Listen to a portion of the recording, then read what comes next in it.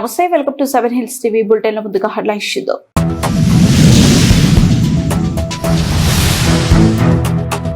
రాష్ట్ర సచివాలయంలో ప్రారంభమైన రెండో రోజు కలెక్టర్ల సమావేశం.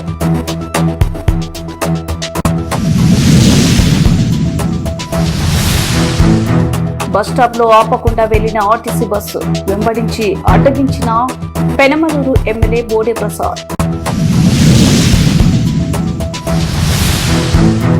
దేశంలో కాంగ్రెస్ పార్టీ కనుమరుగవుతుంది, ఆ పార్టీ ఆత్మ పరిశీలన చేసుకోవాలి మంత్రి సత్యకుమార్.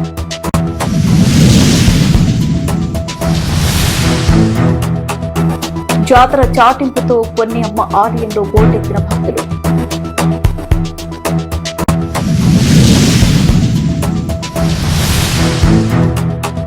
₹100 కోట్లతో తిరుపతి సిమ్స్ ఆసుపత్రి అభివృద్ధి, టీటీడీ చైర్మన్ బీఆర్ నాయుడు. రాష్ట్ర సచివాలయంలో ప్రారంభమైన రెండో రోజు కలెక్టర్ల సమావేశం నిర్వహించారు. ఫైళ్ల క్లియరెన్స్, కేంద్ర ప్రాయోజిత పథకాల అమలు, డేటా లేక్ అవేర్, పీసీఆర్ఎస్ వంటి అంశాలపై సీఎం చంద్రబాబు సమీక్షించారు. సంక్షేమం, సూపర్ 6, త్రాగునీటి సరఫరా, హౌసింగ్, వీబీజీ రామ్జీ వంటి అంశాలపై చర్చించారు. లంచ్ బ్రేక్ తర్వాత డీసీపీ, జిల్లా ఎస్పీలతో సమావేశం నిర్వహించి శాంతి భద్రతల అంశంపై CM సమీక్షించనున్నారు. The next secretaries also, sir. Again, we have a good timelines, so we don't find anywhere people delaying the files and all. As per the secretaries also, sir, few 1 or 2 exceptions will be there. Depends on the number of files also, sir. Kinda unna vallo chaala mandiki files number also are very high. So koncham we need to be also be considered that the number of files they get every day is also quite very high, sir. You make it a clear assessment, number of files, number of days. Who is the best, you analyze. Yes. Pro rata. Yes. 3,850 వచ్చేసారు. 3,000 highest అవును, correct. CS కాకుండా ఉంటాయి. CS పని అదే పని కదా. CS కాదు sir, revenue and irrigation. Irrigation అవి ఎక్కువ ఉన్నాయా? Okay, good. 33 10 days తీసుకున్నావా? 10 hours. 10 hours, sir. Okay, 10 hours. Good record. ఇప్పుడు 3,870 ఫైల్స్ 10 hours లో చేశారంటే good record. It is applicable for everybody. అందరికి ఇది వర్తిస్తుంది. Easy. Sir, last 1 month also, sir, the trend is no, it's better, sir, compared to last 3 months for secretaries also. Overall states are generally 8 hours తగ్గారు Prasad గారు. yes. Files ఈ 1 month లో కూడా 2,234 8 hours లో చేశాడు. Yes. 9 hours. Yes. Sir, if I go to HODs, sir, again reasonably well, sir. కొంత outliers ఉన్నారు HODs లో. I'll come to that, sir. Last లో ఓన్లీ 5 రోజులు ఉంది కొంతమంది. yes, 5 days ఉన్నవాడు కొంతమంది. 6 days 7 days ఉన్నాయి. yes. వీళ్ళు కొంచెం ఇంప్రూవ్ చేసుకోవాలి. జయలక్ష్మి గారు, బాలసుబ్రహ్మణ్యం, రామచంద్ర మోహన్, ఎవరిది నిజాముద్దీన్, దద్ది కళ్ళ అండ్ ఆల్సో భార్గవి, వీళ్ళంతా 5, 6 అవన్నీ రావాలి, తగ్గాలి. కృష్ణా జిల్లాలో ఓ ఆర్టీసీ బస్సు డ్రైవర్ పై పెనమలూరు టీడీపీ ఎమ్మెల్యే బోడే ప్రసాద్ తీవ్ర ఆగ్రహం వ్యక్తం చేశారు.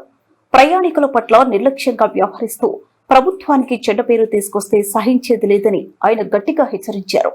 కృష్ణా జిల్లా కంకిపాడు సినిమా హాల్ సెంటర్లోని బస్టాప్ లో పలువురు ప్రయాణికులు బస్సు కోసం వేచి చూస్తున్నారు. ఇంతలో అటుగా వచ్చిన ఓ ఆర్టీసీ బస్సు ప్రయాణికులు ఉన్నప్పటికీ ఆగకుండా ముందుకు వెళ్లిపోయింది. అదే సమయంలో తన కారులో బస్సు వెనకే వస్తున్న ఎమ్మెల్యే బోడే ప్రసాద్ ఈ విషయాన్ని గమనించారు. వెంటనే ఆయన తన కారుతో బస్సును ఓవర్టేక్ చేసి అడ్డంగా ఆపారు. అనంతరం బస్సులోకి ఎక్కి డ్రైవర్, కండక్టర్ ను నిలదీశారు. బస్ స్టాప్ లో ప్రయాణికులు ఎదురు చూస్తుంటే బస్సు ఎందుకు ఆపలేదని డ్రైవర్ ను ఎమ్మెల్యే ప్రశ్నించారు. రాష్ట్ర ప్రభుత్వం మహిళలకు ఉచిత బస్సు ప్రయాణ పథకాన్ని ఎంతో ప్రతిష్టాత్మకంగా అమలు చేస్తుందని కానీ కొందరు ఆర్టీసీ సిబ్బంది తీరు వల్ల ప్రభుత్వానికి చెడ్డ పేరు వస్తుందని మండిపడ్డారు. బస్సు ఖాళీగానే ఉంది కదా, ఎందుకు ఆపలేదు? ఒకవేళ సీట్లు లేకపోతే ప్రయాణికులు నిల్చుని వస్తారు. మీరు బస్సులు ఆపకపోతే ప్రజలు ప్రభుత్వాన్ని తిట్టుకుంటారు. ఈ ఒకచోటే కాదు, చాలా ప్రాంతాల్లో ఇలాంటి ఫిర్యాదులు వస్తున్నాయని ఆయన ఆగ్రహం వ్యక్తం చేశారు. డ్రైవర్, కండక్టర్ పొంతలేని సమాధానాలు చెప్పి కవర్ చేసుకునేందుకు ప్రయత్నించగా తాను స్వయంగా చూశానని, బస్సు ఆపలేదనేదే వాస్తవమని ఎమ్మెల్యే స్పష్టం చేశారు. సిబ్బంది తీరు ఇలాగే ఉంటే ఫ్రీ బస్సు పథకం పెట్టిన ప్రయోజనం ఏముంటుందని ప్రశ్నించారు. భవిష్యత్తులో ఇలాంటి పొరపాట్లు పునరావృతం కాకూడదని గట్టిగా హెచ్చరించారు. అనంతరం ఎమ్మెల్యే బోడే ప్రసాద్ గోశాల సెంటర్ వరకు అదే బస్సులో ప్రయాణించి ప్రయాణికులతో మాట్లాడారు. ముఖ్యంగా మహిళా ప్రయాణికులు ఉచిత బస్సు పథకాన్ని సద్వినియోగం చేసుకోవాలని సూచించారు. దేశంలో కాంగ్రెస్ పార్టీ కనుమరుగవుతుందని, తాజాగా గిరిజన ఎన్నికల నేపథ్యంలో ఆ పార్టీ ఆత్మ పరిశీలన చేసుకోవాలని రాష్ట్ర మంత్రి సత్యకుమార్ తెలిపారు. తిరుపతి గంగ జాతర సందర్భంగా అమ్మవారికి రాష్ట్ర మంత్రి సత్యకుమార్ సారె సమర్పించారు. ఈ సందర్భంగా ఆలయంలో ప్రత్యేక పూజలు నిర్వహించారు. అనంతరం మంత్రి మీడియాతో మాట్లాడుతూ, తమిళనాడులో విజయ్ జగన్ ఫోటో పెట్టుకుని విజయం సాధించారని చెప్పడం అర్థం లేదని, ఏపీలో 11 స్థానాలకు పరిమితమైన పార్టీ పక్క రాష్ట్రాల్లో ఎలా ప్రభావం చూపుతుందని ప్రశ్నించారు. తమిళనాడులో డీఎంకే పార్టీపై ప్రజల్లో మంచి అభిప్రాయం లేకపోవడం, మరోపక్క డెలిమిటేషన్ లో వ్యతిరేకించడంతోనే ఆ పార్టీ ఓటమి చెందిందన్నారు. రానున్న రోజుల్లో దేశంలో కాంగ్రెస్ పార్టీ కనుమరుగవుతుందని తెలిపారు. తమిళనాడులో టీవీకే పార్టీ నేత విజయ్ ని గవర్నర్ ఇబ్బంది పెడుతున్నారనడం కరెక్ట్ కాదన్నారు. ఈ కార్యక్రమంలో స్థానిక ఎమ్మెల్యే శ్రీనివాసులు, ఇతర కూటమి నేతలు పాల్గొన్నారు. ఎవరు చెప్తున్నారు? వైసీపీ వాళ్ళు. మరి బీహారు, అస్సాంలో కూడా జగన్ ఫోటోతోనే గెలిచారని మాట్లాడట్లేదా? ఇప్పుడు వెస్ట్ బెంగాల్, తమిళనాడుతో పాటు వెస్ట్ బెంగాల్, పాండిచ్చేరి ఇవి కూడా గెలిచాయి కదా అన్ని చోట్ల. అక్కడ కూడా జగన్మోహన్ రెడ్డి గారి ఫోటో కారణంగానే గెలిచారని మాట్లాడట్లేదా వాళ్ళు? ఏదైనా మాట్లాడుతున్నప్పుడు అర్థం ఉండాలి. ఈ రాష్ట్రంలో ప్రజలు తిరస్కరిస్తే అత్యంత దారుణంగా 11 స్థానాలకు పరిమితం చేసిన వ్యక్తి పక్క రాష్ట్రంలో ఎవరు కూడా గుర్తుపట్టరు, బార్డర్ దాటితే గుర్తుపట్టరు. మేము గెలిపించామని చెప్పుకుంటున్నారంటే ఎటువంటి మానసిక స్థితిలో వారు ఉన్నారో మనం అర్థం చేసుకోవాల్సింది. ఆ ఫ్రస్ట్రేషన్ అర్థం చేసుకోవాలి.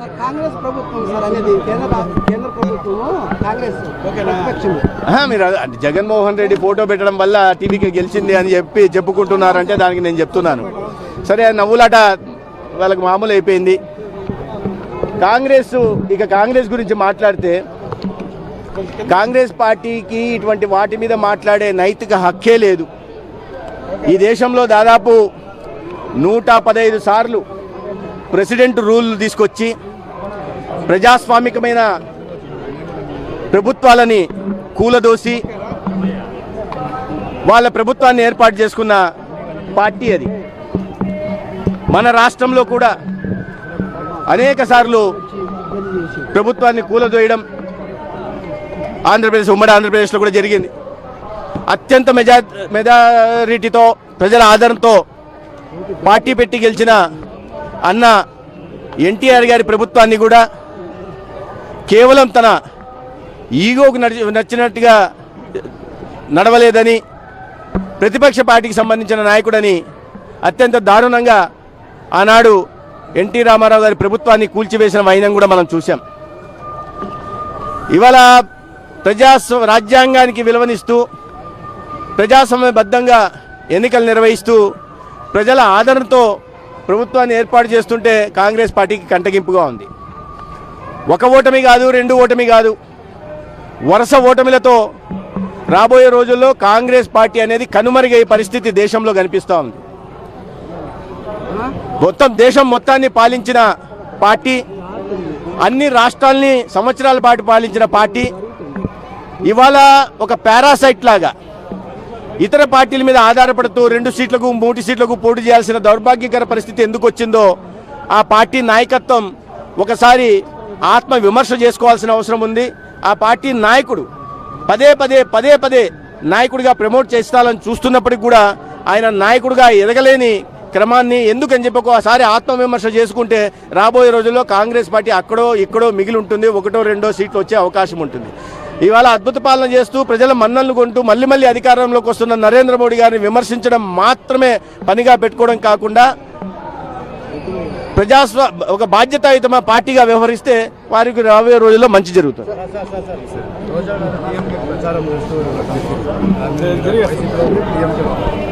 మరి రోజా గారు డిఎంకే ప్రచారం చేశారని ఒకవైపు అంటున్నారు, మరి రెండో వైపు విజయ్ గారు జగన్మోహన్ గారి ఫోటో పెట్టుకున్నారు కాబట్టి విజయ్ గారు గెలిచారంటున్నారు. సరే, నేను ఐరన్ లెగ్గులా మంచి లెగ్గులా దాంట్లో పోదలుచుకోలేదు. కానీ డిఎంకే ఓడిపోవడానికి ఏంటంటే వాళ్ళ ప్రజాకంటక పాలన ప్రధాన కారణం, రెండోది అవినీతి రెండో కారణం, అశ్రిత పక్షపాతం మూడో కారణం. ఇవన్నీ అయితే మహిళలకి సాధికారత కల్పించడం కోసం నరేంద్ర మోడీ గారు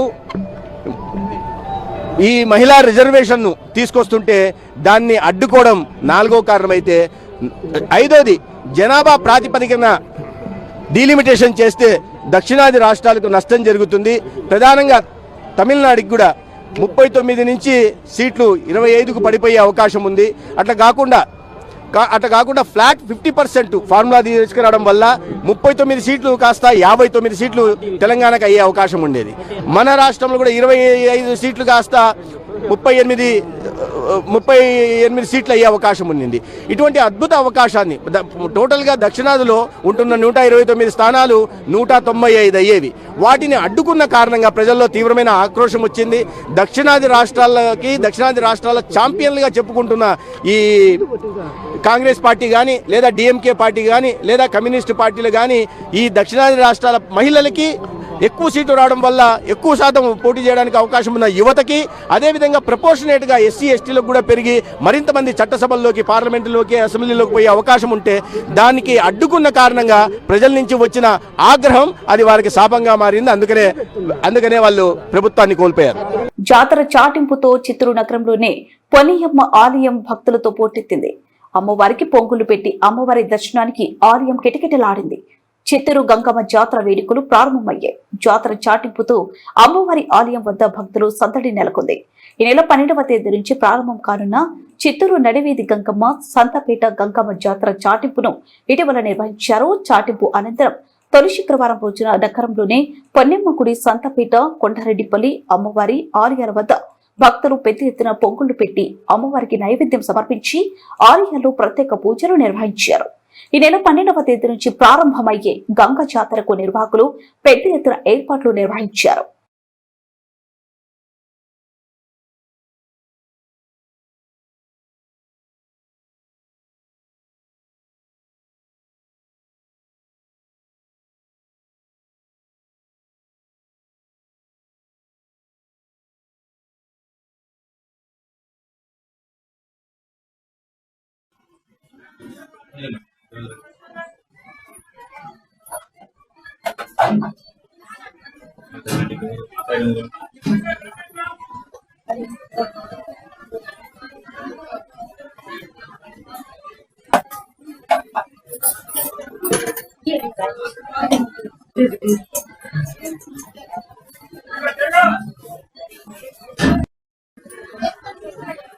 తిరుపతిలోని సిమ్స్ హాస్పిటల్ 100 కోట్లతో చేపట్టిన పలు అభివృద్ధి పనులతో పాటు ఆధునిక యంత్రాలను TTD board chairman BR Naidu ప్రారంభించారు. రాష్ట్రంలోనే ఉత్తమ ఆసుపత్రిగా స్విమ్స్ ను తీర్చిదిద్దడం జరుగుతుందని టీటీడీ చైర్మన్ బిఆర్ నాయుడు స్పష్టం చేశారు. ఆసుపత్రిలో చేపట్టిన పలు అభివృద్ధి పనులను ఆయన ప్రారంభించారు.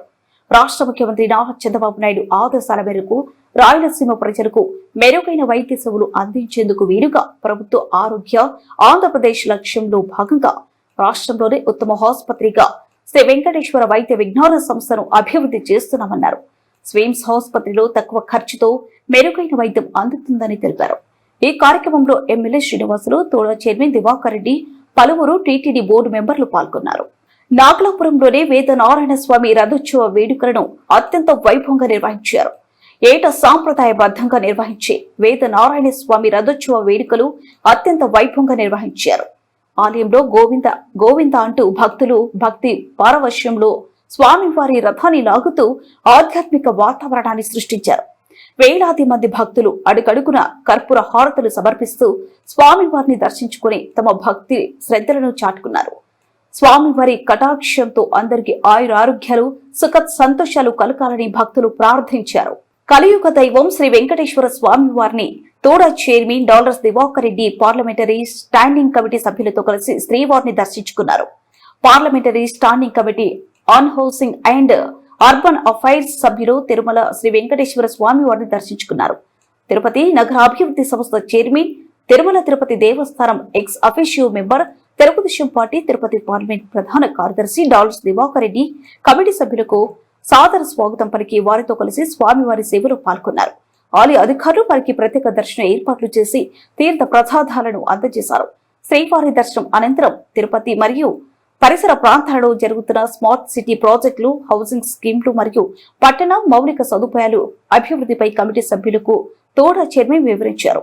ఆధ్యాత్మిక నగరమైన తిరుపతిని అంతర్జాతీయ ప్రమాణాలతో అభివృద్ధి చేయడంలో తోడా చేయబడుతున్న అభివృద్ధి పనులను, హౌసింగ్ మరియు అర్బన్ ప్లానింగ్ లో అనుసరిస్తున్న విధానాలను పార్లమెంటరీ కమిటీ సభ్యులు అభినందించారు. చిత్తూరు ఎమ్మెల్యే కార్యాలయంలో ప్రజా దర్బార్ నిర్వహించి పలు సమస్యలపై ప్రజల నుంచి వినతులు అధికారులు స్వీకరించారు. చిత్తూరు ఎమ్మెల్యే గురజాల జగన్మోహన్ కార్యాలయంలో ప్రజా దర్బార్లో ప్రజా సమస్యల పరిష్కార వేదిక కార్యక్రమాన్ని నిర్వహించారు. ఈ కార్యక్రమంలో ఎంపీడీఓ శ్రీనివాసులు, నగరపాలక డిఈ రమణ, మాజీ మేయర్ ఆముద, తేదీప నగర అధ్యక్షుడు నరేష్లు ప్రజల నుంచి వినతులు స్వీకరించారు. పలు సమస్యలపై ప్రజలు అందజేసిన ఆర్జీలను పరిశీలించి పరిష్కార నిమిత్తం సంబంధిత అధికారులకు ఆదేశించారు.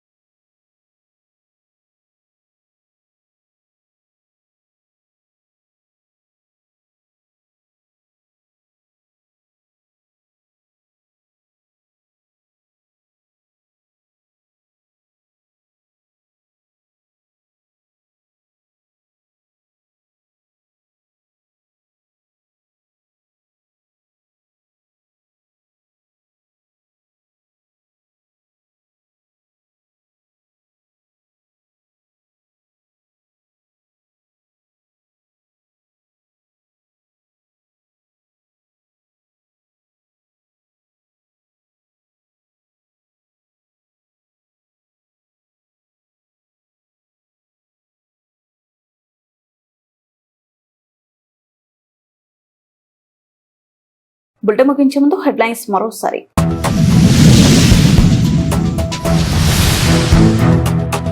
రాష్ట్ర సచివాలయంలో ప్రారంభమైన రెండో రోజు కలెక్టర్ల సమావేశం.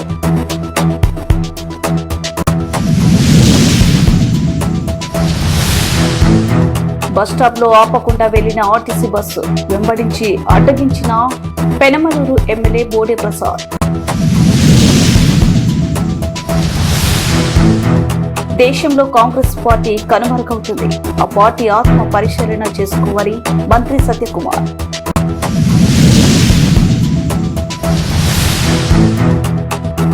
జాతర చాటింపుతో కొన్ని అమ్మ ఆలయంలో పోటెత్తిన భక్తులు.